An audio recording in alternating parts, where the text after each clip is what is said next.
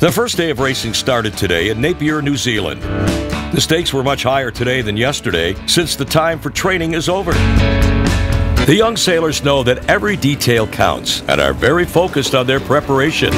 Let's hear what the Opti sailors from Peru have to say about this first day. Today we are going to make 2 races, but the wind is going to be very messy because it's the first day we are going to sail from the south. The weather is cloudy and not so much wind. I think that I'm going to have good places, like between top 10. I would like to be like in the first 10, top 10 in the 2 races and the better woman. At the same time, the officials had a chance to experience the traditional canoes called wakas, used by the local Maori tribes. What a great spectacle! The young guns following the waka. In the first race, the Greek had a great start with many of the boats being crowded close to the committee boat. The fleet gradually split up in the upwind, with the right side having better chances than the left during the first half.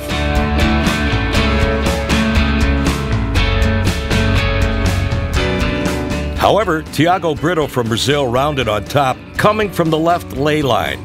Jillian Lee Suk Ying from Singapore and Javier Arabis from Peru were close behind. The top 3 had created a good lead versus the rest of the fleet, which they wanted to keep until the end of the race. The first reach helped them a lot, since the boats and the rest of the fleet had to look for a clean wind path to the second buoy, constantly fighting amongst them.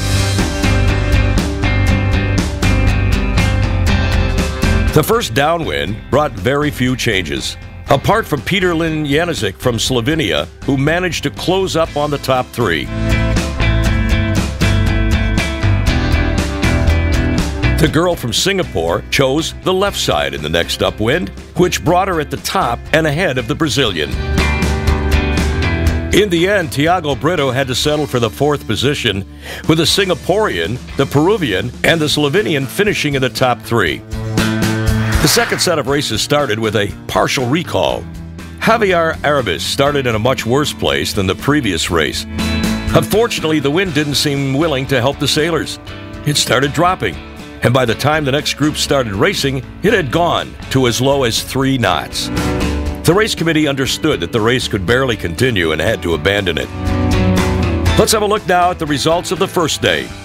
The sailors race in 6 groups, which means that there are still a lot of ties and uncertainty.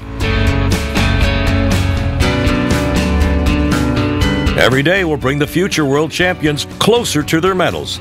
So stay with us to find out more from the next days of racing.